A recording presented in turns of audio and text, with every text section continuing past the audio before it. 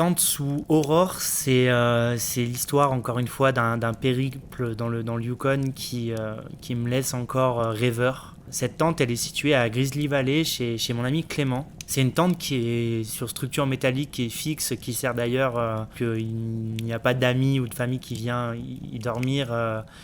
C'est une tente qui sert aussi d'atelier à Clément et à Aurore, qui sont voilà, photographes, vidéastes, artistes aussi, plasticiens pour Aurore. Et cette tente, c'est les premières nuits que j'ai passées dans le Yukon, c'est dans cette tente que je les ai passées.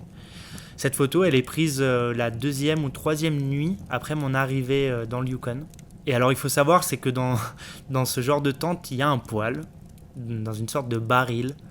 Et lorsqu'il chauffe, ça chauffe fort. Et donc, du coup, cette tente, elle est un petit peu entrouverte parce qu'en fait, il fait très, très, très, très chaud dedans, à en transpirer. Je pense qu'on n'est pas loin des 40 degrés, voire 45 degrés. Donc, je suis obligé de laisser ouvert et je passe mes nuits dans une tente ouverte alors qu'il fait moins 30 dehors, 40 à l'intérieur pour tenter de trouver un équilibre. Cette nuit-là, je veux faire un time-lapse de la tente en espérant pouvoir y voir des aurores boréales. Et ça manque pas. Une aurore boréale, pas immense finalement, mais qui a toute son importance parce que c'est vraiment la première que j'ai pu voir. Donc je lance le boîtier en time-lapse, il est placé devant la tente, la nuit file, puis je me réveille, je sors un petit peu et là je vois l'aurore boréale. Et là, je prends ce temps de contemplation parce que voilà, c'est quelque chose d'unique, c'est quelque chose que je vois pour la première fois. C'est un phénomène magnétique qui fait ressentir des choses en moi que je ressens nulle part ailleurs. Et je me contente en fait d'admirer, de juste vivre le moment. Je décide aussi de faire cette séquence en time-lapse à cette période-là parce qu'en fait, lors de mon arrivée dans le Yukon, la pleine lune vient juste de passer. Elle est encore très très vive.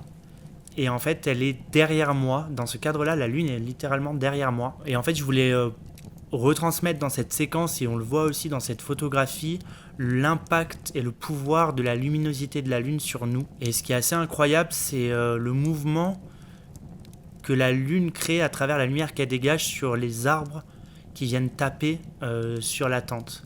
Donc en fait, cette composition photographique, on ne le voit pas directement, mais elle est multiple. Enfin, elle apporte en tout cas plusieurs approches, à savoir le sujet, la tente, on va dire, et l'aurore boréale qui viennent colorer, on va dire, la composition. Mais il y a aussi tout le pouvoir de cette lumière qui vient taper sur la tente et qui vient créer des jeux d'ombre absolument incroyables sur le paysage qu'on a devant nous. Et je trouve qu'elle illustre vraiment bien le pouvoir de la lune sur notre planète, encore une fois. Le temps passe, la nuit passe, moi je retourne me coucher, la tente reste toujours ouverte.